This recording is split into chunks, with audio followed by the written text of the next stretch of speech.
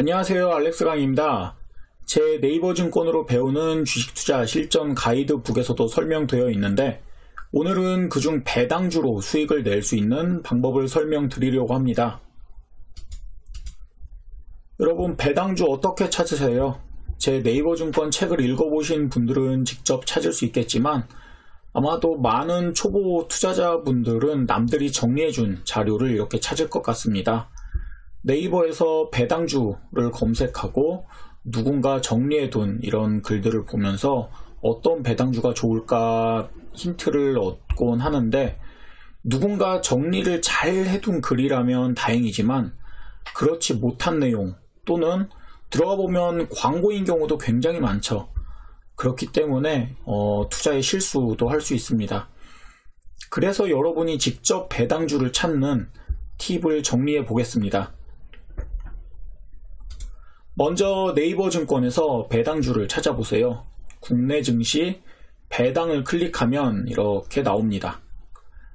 여기에 우리나라 모든 주식의 배당 정보가 다 있습니다.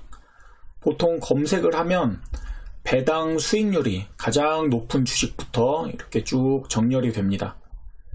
그래서 위에서부터 배당 수익률이 높은 종목부터 차례대로 검색을 하면 되는데, 이때 종목을 살펴볼 조건이 있습니다. 첫째, 과거 3년 배당금이 일정할 것.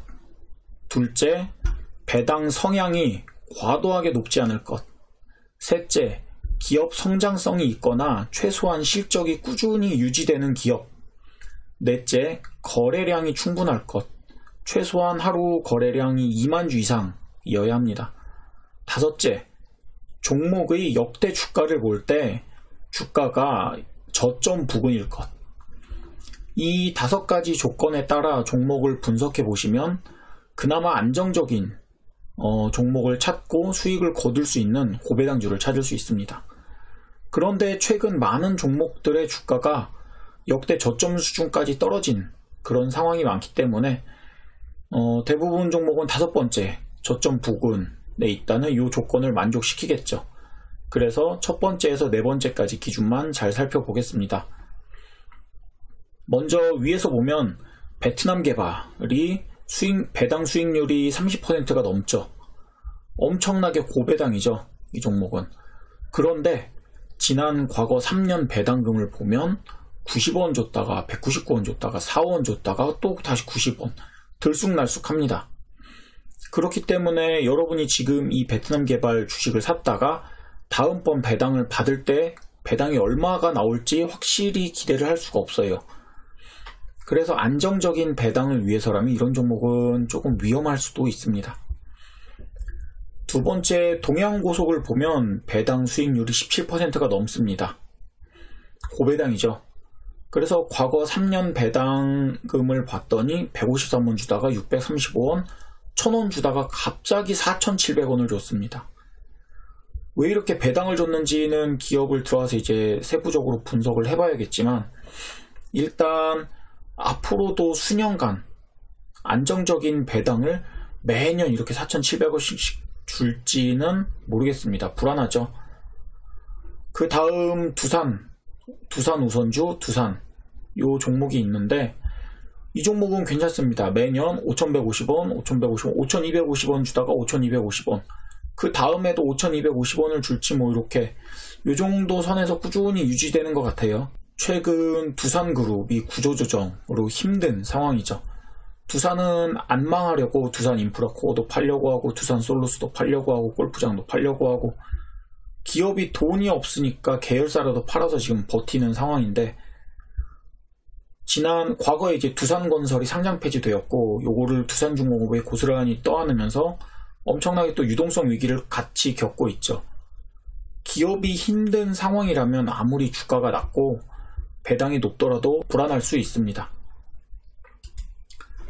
그래서 두산은 이런 불안함이 있다는 걸 알고 투자를 이제 생각해 봐야겠죠. 이 불안함을 떠안고 투자를 할지 아니면 이 고배당만을 보고 투자를 할지 말이죠. 그 아래 웅진싱크빅이 있습니다. 웅진싱크빅도 과거 3년 배당금이 들쑥날쑥하죠. 올해 또 나올 수 있을까? 그건 모르죠. 그 다음으로 쭉 보면 대신증권 우선주, 대신증권 E, U, B 요렇게 대신증권 관련주가 있는데 보통 평균적으로 증권 관련주들이 고배당이 많습니다. 그 중에서도 대신증권 우선주가 가장 고배당이죠. 과거 3년간 배당금은 600원에서 660원, 670원, 1050원 이렇게 꾸준히 늘려왔는데 갑자기 지난 배당에서 1050원이나 엄청나게 배당을 많이 늘려줬어요. 요게 이제 찾아보면은 대신증권이 그 주주들에게 이익을 환원하는 차원에서 이렇게 배당을 크게 늘렸다라고 하는데 다음번에도 이렇게 배당을 줄지, 꾸준히 배당을 줄 수 있을지가 조금 애매한 상황입니다. 왜냐하면 지금 대신증권이 라인펀드 요 문제 때문에 많이 좀 어려움을 겪고 있어요. 소송도 당하고 지금 이 라인펀드 환매 관련한 그 손실액이 1조 6천억 원 규모인데 이걸 이제 대신증권이 이 중에서 어떻게 잘 처리를 하고 그 처리하고 남은 이익금이 이제 배당금으로 오게 되는데 그게 이제 얼마나 될지 살펴봐야 할 문제입니다. 불확실성이 있는 주식이죠. 이런 식으로 종목들을 하나하나 잘 비교를 해보세요. 지금 과거 배당은 얼마나 줬고 지금 올해도 배당을 그렇게 줄 수 있는 안정적인 실적이 나오는 종목인지 말이죠. 어차피 요즘은 주가가 거의 바닥 수준이기 때문에 혹시라도 지난번 같은 추가 폭락이 나오더라도 다시 뭐 지금 수준까지는 금방 회복할 수 있을 것 같습니다. 제가 찾아본 종목 중 그나마 안정적이고 위에 말씀드린 그런 기준 조건을 만족한 종목으로는 쭉 아래로 내려서 현대차 우선주들이 있습니다. 현대차 3우비, 현대차 우선주, 그 다음에 여기 현대차 2우비. 현대차 우선주는 3개예요. 이렇게 3개가 있는데 요런 현대차 우선주들을 보면 과거 4,050원씩 꾸준하게 배당을 줬습니다. 지난 배당도 4,050원. 그래서 현재 배당 수익률은 7.27%. 위에서 살펴봤던 엄청난 고배당주보다는 낮지만 그래도 7% 이상의 배당이라면 우리나라에서는 꽤 고배당에 속합니다.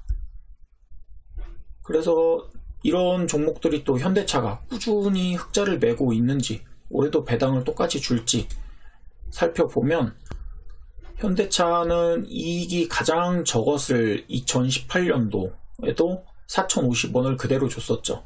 2019년도에도 4,050원. 올해는 코로나 여파로 실적, 이익이 조금 낮아졌을지도 모르지만 그래도 2018년도보다는 높을 것으로 예상이 되는 그런 상황입니다. 그렇기 때문에 올해도 4,050원의 배당이 나올 가능성이 상당히 높겠죠. 기업이 똑같은 배당을 준다고 결정한 상황에서 기업 이익이 크게 저하되지 않는다면 그 이후도 배당이 기대한 것만큼 나올 것입니다.